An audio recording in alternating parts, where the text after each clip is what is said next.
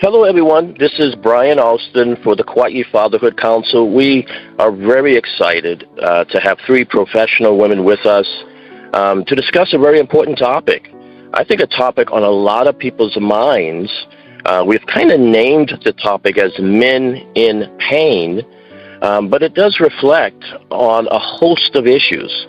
Some of those issues have to do with the mass violence that we have been seeing in our country and around the world.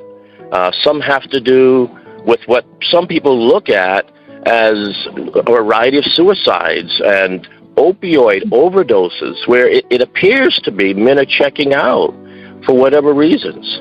And so we've brought three great women together to explore this topic from their perspective as to how and what they feel is going on and perhaps what we can do about it. We have with us Gina, who will introduce herself, as well as Bhavana and Juno. So welcome, ladies, and we'll start off with Gina. Go right ahead, please. Aloha. I'm Gina Kaulukukui, and I wear many hats in our community. I am privileged to be the founder and executive director of Life's Bridges, and we provide bereavement support to anybody grieving the death of a loved one. I work in an advocacy capacity for the Kauai Police Department with victims of domestic violence, both men and women. And I'm really involved in suicide prevention. I'm the state suicide prevention chair. And all of these things actually walk hand in hand and really connect to the topic that we're speaking about. I personally have had three amazing men in my life that have died by suicide. And so pain is something that is very familiar to me. And also just recognizing that sometimes our men are powerless to their pain. And so as we begin to explore this topic, I look forward to hearing from my counterparts. I look forward to sharing my experiences and my thoughts. And one of the seeds that I want to plant is that in addition to looking at pain, sometimes we need to look at fear and what those fear, what someone's fear is, and that it might be a barrier to somebody getting the help and support that they need. And oftentimes fear turns into anger.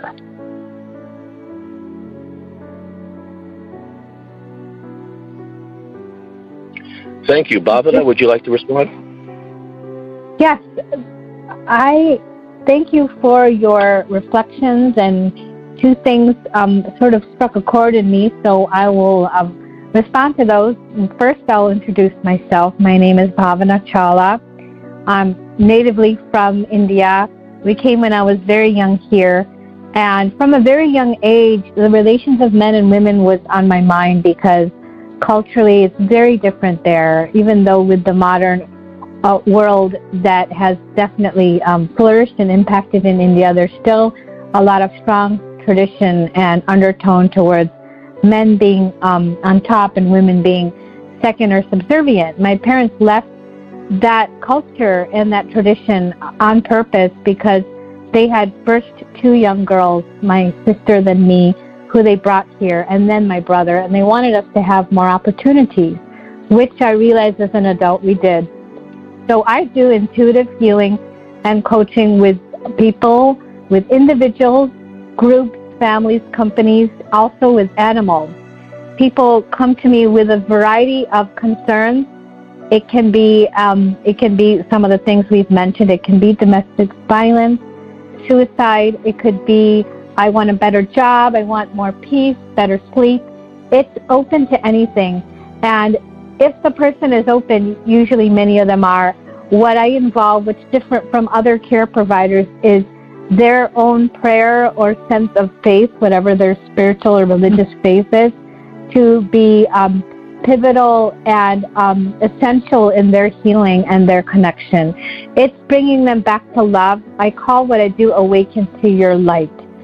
So this topic has not only men in pain, but looking at the whole big picture of the world, the vast amount of pain and darkness that's on the planet at this time, and it shows up in different ways. With the men, with the pain, most of my clients are females, and I understand some basic components of the whole men from Mars, Venus, women are from Venus thing, because they're not generally drawn to personal growth and discussing feelings or joining groups.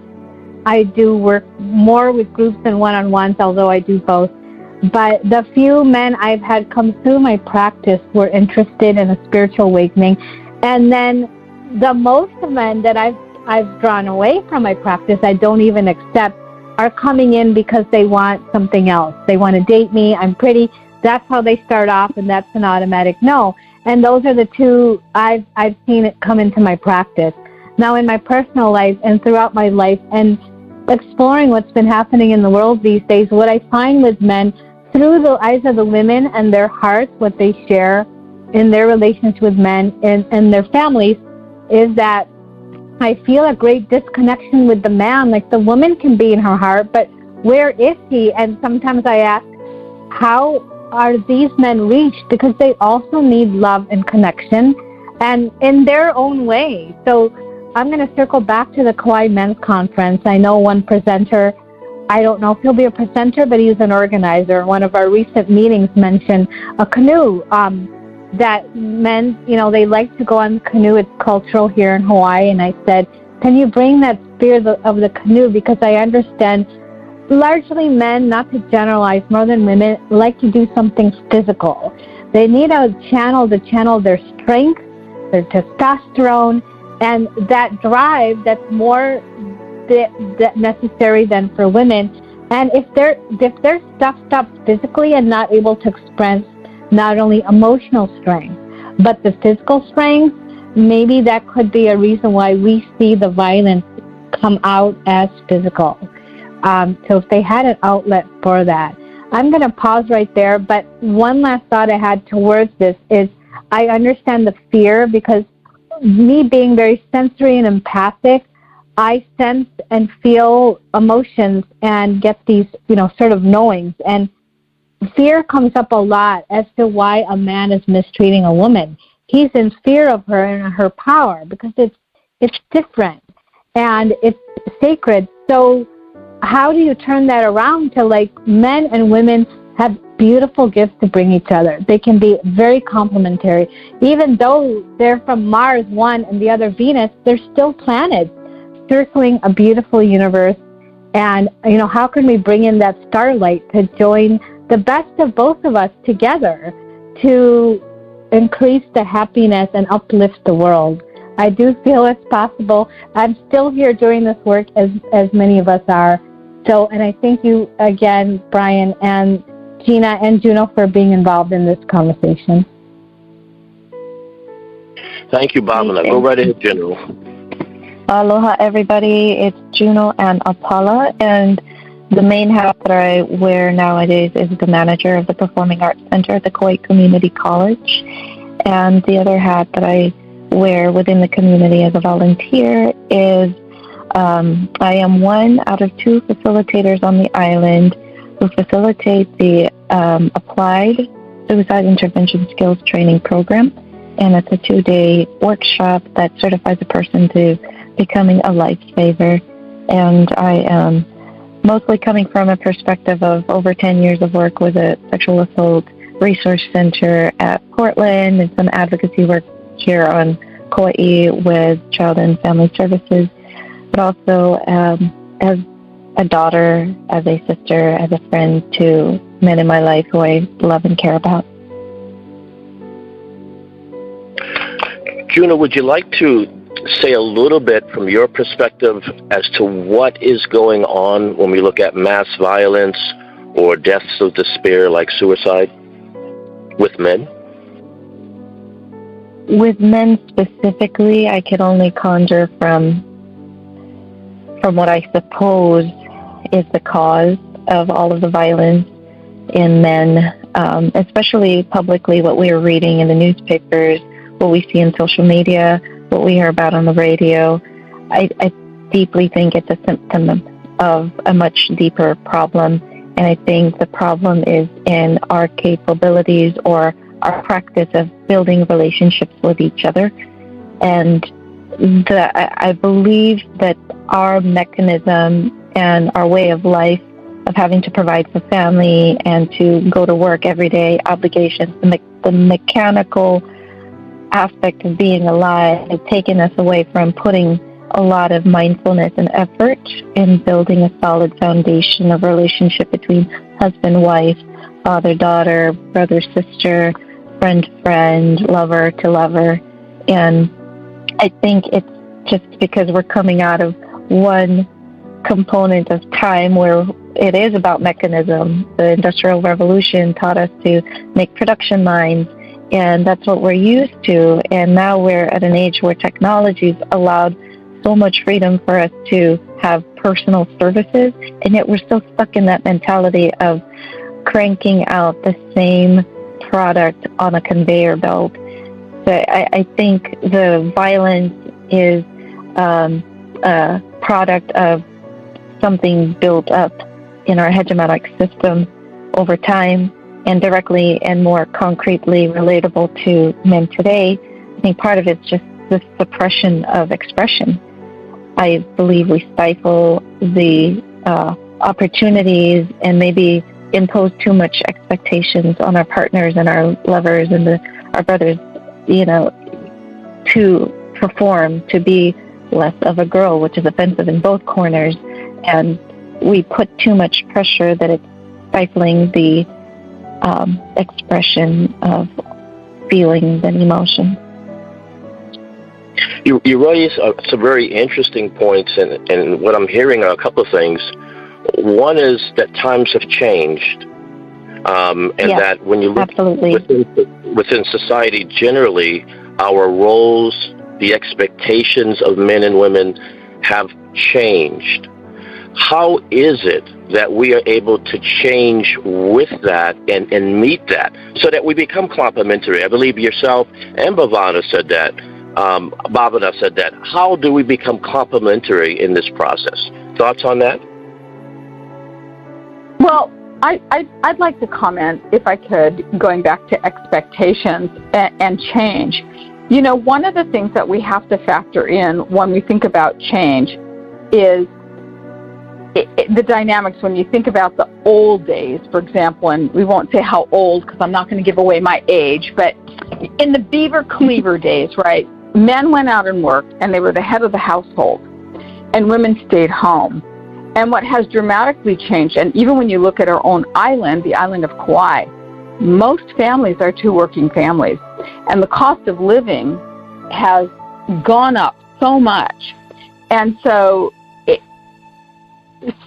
we're spending so much time out working in order to make ends meet that I think one of the things that we've lost, or we have the opportunity, I shouldn't say opportunity, that's not right word, missed opportunities, is how much time do we actually spend on working on ourselves and working on our relationships, right? And I think that that's one of the challenges is that we're facing, is that we're kind of having multiple plates that we're spinning and trying to balance just livelihood and survivorship in terms of the economic crisis. We come home and we turn on the news and there's chaos everywhere we turn around. But by the time we get the kids fed and we get them, bathed and we get them to bed, we're exhausted. And so not only are we dealing with pain and frustration and not necessarily knowing how to necessarily navigate or even wanting to, expend any extra energy you have on getting that help and support, it's just building up. And so I think that's part of the challenge, is that we're not really good at self-care. And then when we want self-care, because it comes out, I think, very differently, men and women. For example, I have a husband that's a surfer, and surfing feeds his soul. And I also believe when he was diagnosed with cancer, it saved his life, because it was something, it gave some quality of life, and it gave him that physical outlet that Bhavana was talking about, how important, that balance is. And somebody once said to me, "You let your husband go surfing?" And my first thought was, but he was a surfer before I married him. Why would I want to change that? Because that's just one of the many facets of who he is. And when he goes surfing, it grounds him. It cleanses him. There's something very therapeutic that happens for him. And it's also very personal. and very private. But I think sometimes we women get in the way of that. It's like, oh, he gets to go out surfing and I get stuck with the kids. So, we also women, as we have to also change and mold, right? And maybe mold is not the right word, but maybe have a little bit more flow, right? Balance. I need times with the girls. I need time to go and just laugh and have fun, which is different than spending time. But I also need date night because I need to work on that relationship. I need to be supportive. I need to be quiet. I need to listen more and talk less. And I think that's what the reference of Men Are From Mars, Women Are From Venus, that book was about. Women like to talk, generally. Men internalize things. They want to fix it, and they want to be done, and they want to move on. So when we're talking about that pain, I think that's part of the challenge, right? If I can't fix the pain, I'm supposed to be able to internalize it, fix it, and move on. But it's like this black cloud that's festering. Very, very interesting points that you're all raising. One of the thoughts that continues to resonate that I'm hearing in all of that you're speaking is the need for men and women to have an expression, a way of being together, a way of being. And it seems like, whether we look at the modern forces that are upon us, that who we are in terms of identity and what we do in terms of whether it's work, etc., is being all interrupted at once. And so it's not just a challenge to us in terms of the individual identity, it's a challenge to our collective identity. How do we forge something of value between men and women? Any thoughts on that? This is Bhavana. Well, I'm going to respond to what Gina just said. I mean, the value of allowing him his surfing time, and then, but recognizing if you're saying, oh, but what about me? Poor me, I'm stuck with kids. No, but where does that come from? Does it come from a resentment of something he did, or that you weren't able to speak up for yourself? So, but then you just, how you said, well, turn that around was, okay, so you're going to do your surfing. I'm going to have girls' night or girl time, gal pal time, and also time with us together. That, they just, if that's actually how they, navigate their relationship as of current, they just brought value to each other. Our love is expressed through the time we spend together, but our love is also expressed through you doing your surfing, because that, if it brings value to the husband, it brings value to the whole family, because he's happy, he's getting his meditative time. I think there's no way in heck I'm going to get on the water and surfing. That's not me. But going back to what I said about men having their physical outlet, of course, I know more male surfers than females, and I watch the surfers on the water sometimes. There's a kite surfer, but then the other guys, the boogie boards. It's a world that I don't understand, but they seem to be in joy, focused, balanced, and some of them have their buddies that they, say hi to on the water, or if they go together or not. That's a very special time, and it's connecting with the ocean, which is very healing. So, and then, a friend of mine's a counselor, and she likes to read all kinds of studies on hormones and biochemical, and she said that women, when they talk a lot, now, I don't know the specifics of what kind of talking, what tone, is it angry, happy? Men's oxytocin, that's the mood elevating pleasure hormone, goes down. So she would remind me, she said, you know what, when you're in a relationship, make sure you have females to talk with so that you don't deplete your partner's oxytocin, not on purpose, right? So that was interesting about, that I feel when people are able to express themselves, partners, and their self-esteem is encouraged, that results in happiness, unity with the family, and the children, the newer generation learning, I can be myself, and I can also be with a partner if I choose in the future, and I can also be unified with my family. I can do this all. And I think one big piece of this is healthy communication. We don't learn it at home. We don't learn it at school. I mean, if there was like 100 people in the room and not just 4 of us, I would ask, can you raise your hand if you know how to communicate healthy from your heart? Be like, what is that? I didn't know. It took me years to learn. I sought that out. I sought it with mentors and classes I took, and a lot of time alone, thinking, journaling, meditating, and praying. So as long as 2 partners know how to communicate with each other, and men and women, of course, they communicate differently, but I do feel there is a middle ground. There's always a sweet spot. If we find it, we can live in that as much as we can, then we just brought so much value. And then it relieves a lot of the stress. Now, in extreme situations, like what you mentioned, Brian, about the violence around the world, extreme violence that's occurring from the hands of men, I feel a lot of it is related to these grave economic disparities and the extreme tension and stress that comes from poverty and a dominant class having the small piece of the pie of the power, but huge amount of wealth, meaning there's not that as many wealthy people, but they have that huge amount. And then do the men feel emasculated? That's the open-ended question I have to ask. And is that a rooting factor in that? Are they going to express violence? And on the extreme end, is that going to be physical and oftentimes fatal? So I'll just leave it at that open-ended question. I don't know. But. Excellent points. Very interesting points.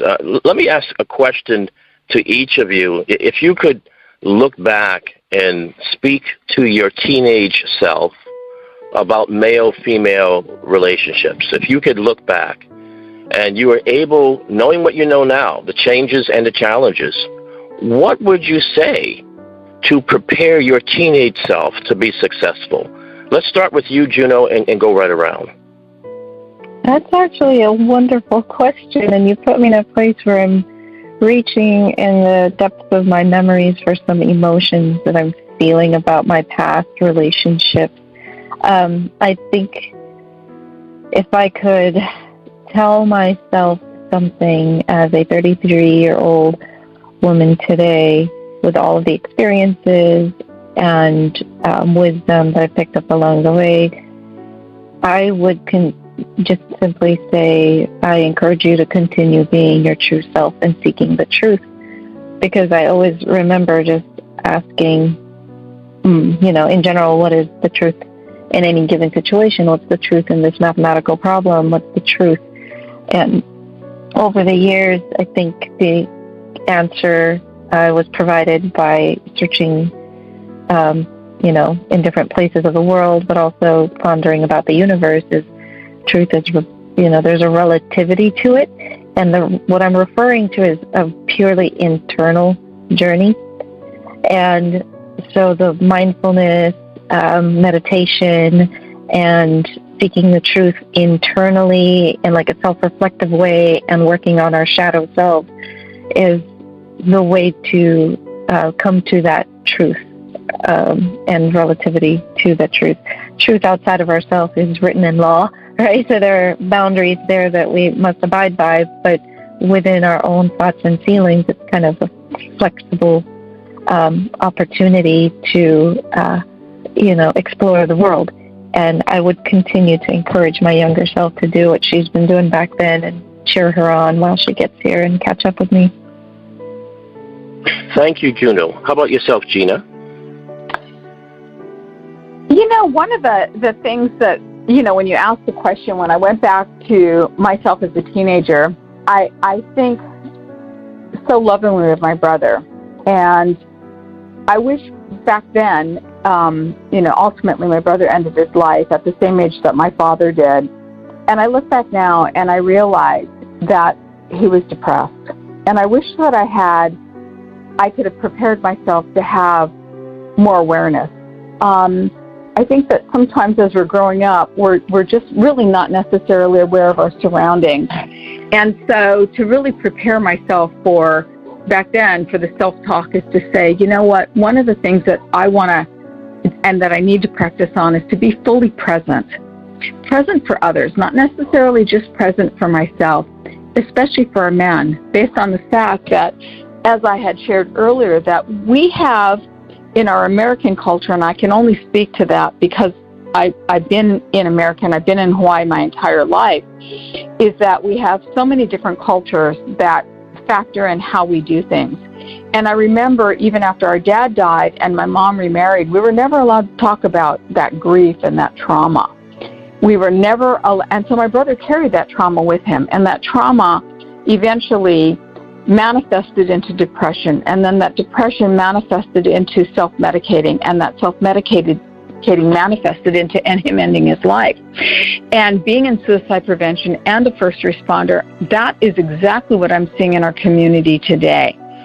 And so I see that as being twofold. That I as a teenager, speaking to myself first is to be kind.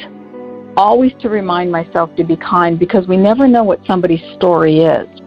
And that one moment of me, whether it's, well, I'm too old for PMSing, but whether I'm having a grumpy day and I'm short-tempered or I didn't have enough sleep, whatever my stuff is, if I'm grumpy, that could be that catalyst to somebody ending their life, because that's all they might need with this layers of accumulative things and pain that they're dealing with. So that self-talk about always being kind, and sometimes that's hard to do, especially when we have a chaotic world. But I think the other thing is to be aware of the people that are around me, that people might be suffering, but if I'm so busy working and I'm so busy balancing all those plates that I spoke about, I might miss somebody's silent cry for help. And that help might just be a smile. That help might be letting somebody know that they matter.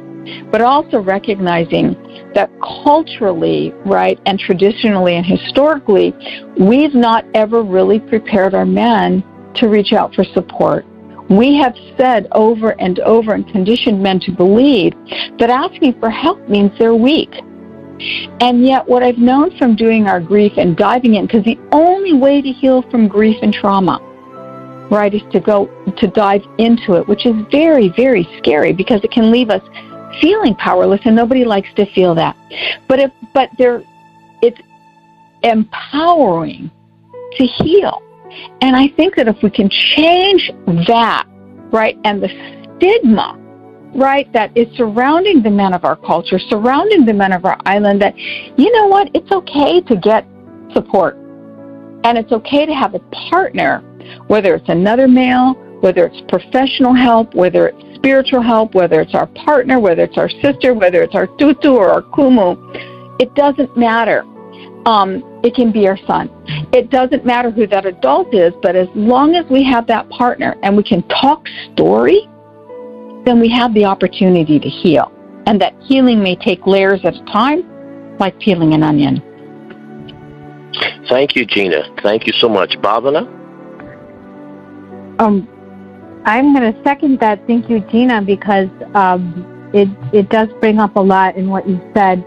And so I'm going to go back to my teenage self with the glasses and the braces, both of which I don't have now. And we'll say I would just tell that teenage self that, you are wise, you have a bright light, and you're safe, and you're free to be yourself, and you're free to just be. I was a very busy young woman as a teenager.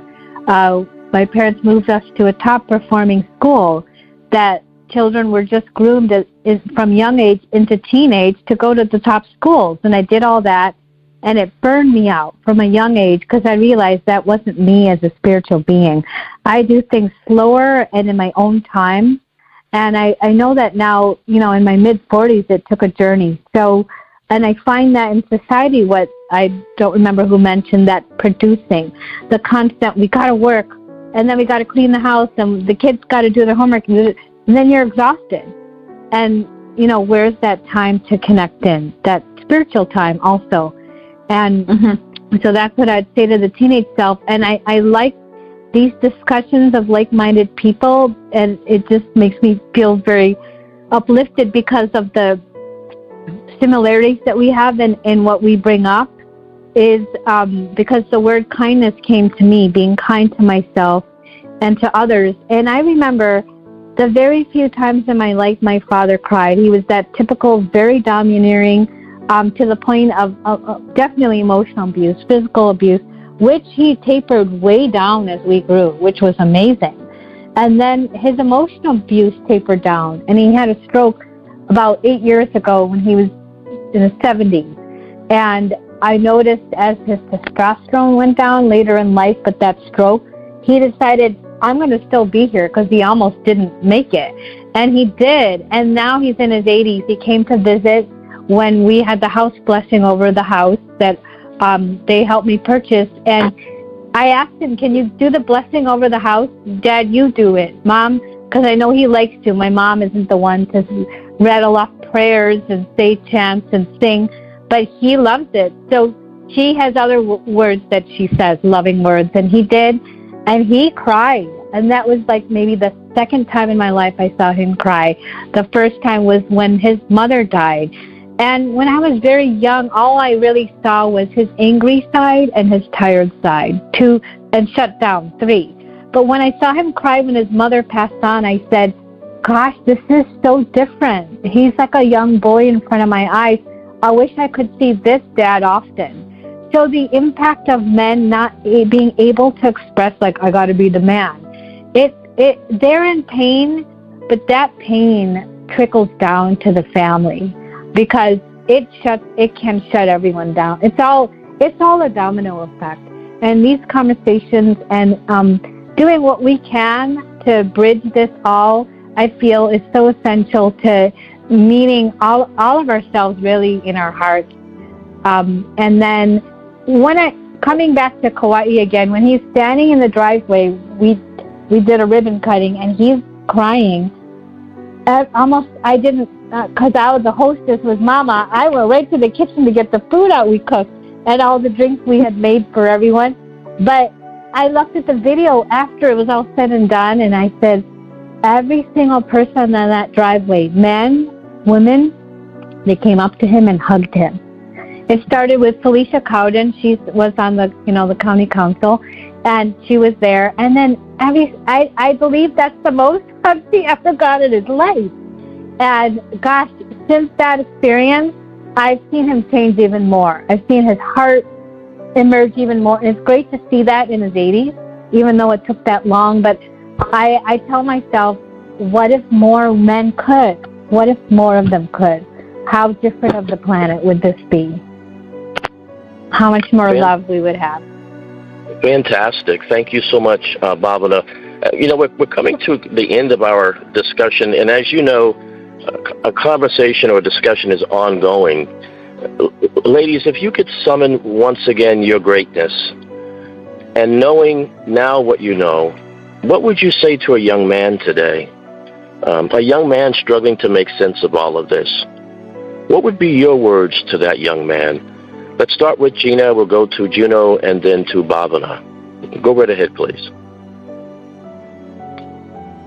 I think about my sons. I'm blessed with 2 amazing sons of my own, and my son gifted me his son, my bonus baby, I call him, and I remember having conversations with them about the importance of having balance, especially when it comes to self-care, and that really the conversations that I had is that it's okay to need support. It's okay to need companionship. It's okay to fall, and it's okay to pick yourself back up. And that really comes from a place of being okay with who you are.